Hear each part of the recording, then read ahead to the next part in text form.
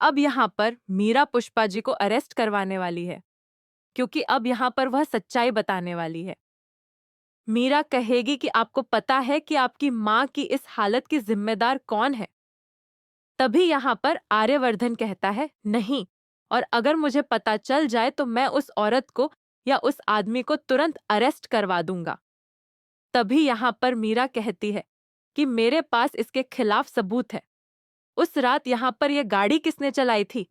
तभी आर्यवर्धन पूछता है कि मुझे सबूत दो और मुझे बताओ कि यह किसने किया था। तभी मीरा कहती है कि यह सब किया था पुष्पा जी ने, यानी कि अनु की माँ ने। यह सुनकर आर्यवर्धन के होश उड़ जाते हैं। आर्यवर्धन कहता है, लेकिन वह ऐसा कैसे कर सकती हैं?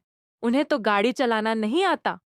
तभी मीरा कहती है कि हाँ, उन्हें गाड़ी चलाना नहीं आता और वह नई कार लेकर आई थीं सीखने के लिए।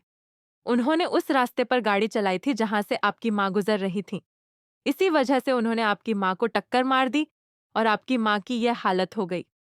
अब आर्यवर्धन के सामने जब यह सच्चाई आती है तो वह गुस्से में आ जाता है और कहता है कि चाहे जो भी हो, मेरी माँ को तकलीफ पहुंचाने वाले इंसान को मैं छोड़ूंगा नहीं।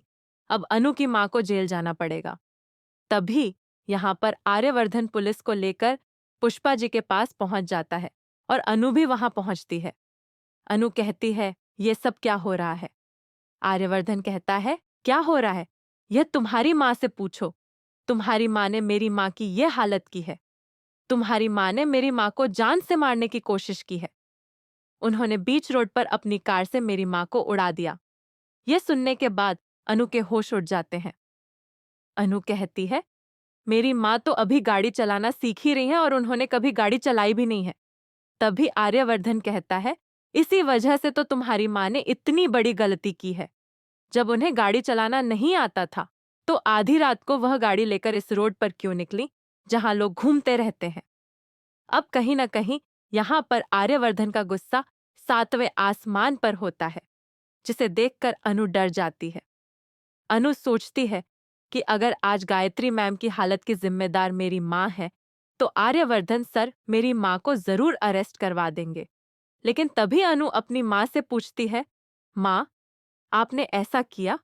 पुष्पा जी हाथ जोड़कर कहती हैं, नहीं अनु, तू खुद सोच, मैंने ऐसा बिल्कुल भी नहीं किया। अगर मेरे साथ ऐसा कुछ हुआ होता तो मैं डर जाती और तुम सबको सारी सच्चाई बता देती। लेकिन मेरे साथ ऐसा कुछ हुआ ही नहीं। उस रात मैं गाड़ी नहीं चला रही थी। मैंने शाम को ही गाड़ी चलाकर बंद कर दी थी और उसे खड़ा कर दिया था। उसके बाद मुझे लगा कि गाड़ी को कोई कहीं लेकर गया था, लेकिन वह गाड़ी कौन लेकर गया, मुझे आज तक पता नहीं चला। आर्यवर्धन कहता है, अपनी सच्चाई छुपाने के लिए पुष्पा जी, आप कितने झूठ बोलेंगी? आपने ही मेरी माँ की यह हालत की है और इसका सबूत मेरे पास है। तभी अनु कहती है, सर, सबूत क्या है? तभी यहाँ पर मीरा रघु को लेकर आती है और रघु सामने आकर गवाही देता है। वह कहता है कि मैंने लोगों से पूछा और यहाँ पर जो लोग हैं उनसे भी पूछवाया। सब लोग यही कहते हैं कि पुष्पा जी गाड़ी चलाती रहती हैं और कल शाम को वह गाड़ी लेकर बाहर गई भी थी। यह सुनने के बाद आर्यवर्धन और अनु दोनों के होश उड़ जाते हैं। अनु सोचती है कि अगर आज मेरी माँ अरेस्ट हो गई तो मैं क्या करूंगी। तभी यहाँ पर अनु के सामने ही आर्यवर्धन पुष्पा जी को अरेस्ट करवा देता है। पुलिस वाले पुष्पा जी को हिरासत में ले लेते हैं और उन्हें अपने साथ ले जाते हैं। यह सब देखकर अनु को 440 वोल्ट का झटका लगता है। अनु सोचती है कि उसकी माँ को बिना किसी कसूर के आज अरेस्ट करवा दिया गया है।